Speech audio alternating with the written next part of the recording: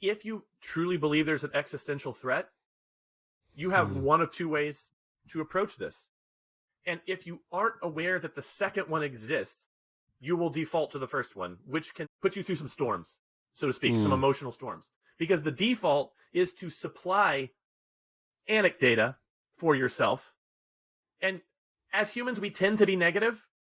And so what I try to bring in my coaching and just even in my own personal challenges that I have in my business and life is, what is the actual facts of the situation? So you can either assume like, oh, I bet you 50-50 we don't exist in 2 years because this other school opened.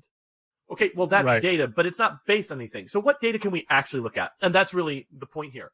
Your metrics will tell the story. So if you actually think that there's a threat, you'll actually be able to measure the size of the threat that that person presents to you. So for instance, if you're running ads or SEO, or you have some sort of ongoing marketing that you're doing, and this other school opens up, whether it's School of Rock, Bach to Rock, any kind of chain store, Guitar Center, or just another music school or program. And you can go into your website data and look at how many people visit your site each month. And if they're an actual threat to you, you will actually see your traffic decrease. That's actually a way that you can measure the extent to which they're a threat to you. Oh, we were getting 200 visits before. Now we're only getting 120.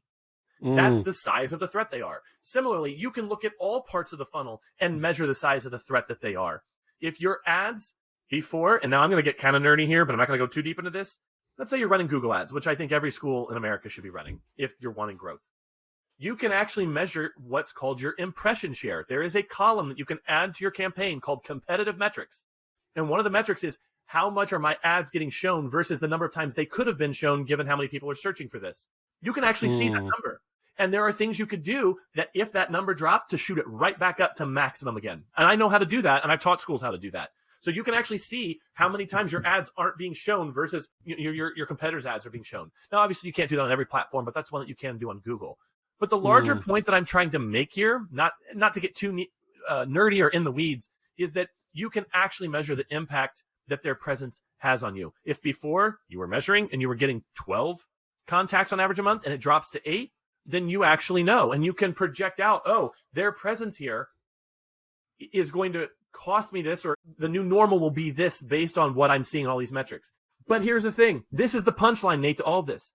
That in actual instances where I've been coaching someone and a threat like this has shown up, or a threat like this already exists for someone, it's very rare that I actually see a significant dent in their metrics. It's very rare. That's the honest truth. What's happening is that people are having an emotional reaction to a new perceived threat.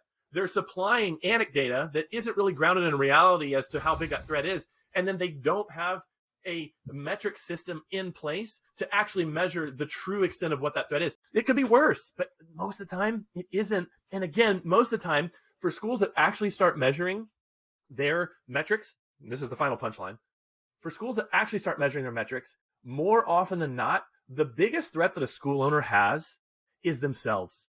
Because most of the time, they're not spending enough on marketing, not optimizing their marketing enough, not getting clear enough on who they are, what their messaging is. And most of the time, when a school comes to work with me, I don't focus on their competition.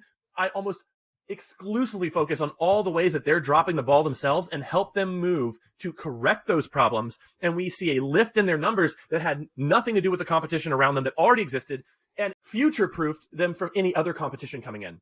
Even if other competition did come in, let's say a really well-run, well-capitalized music school came in, it really shouldn't be an existential threat if they're doing everything they can to have a really good funnel and a good marketing presence and, the big one, a good product that they can clearly explain to a potential client, hey, here's who we are, what we stand for in simple, understandable terms. That is the best way that they can future-proof themselves and take steps now to distinguish themselves from current competition and future competition.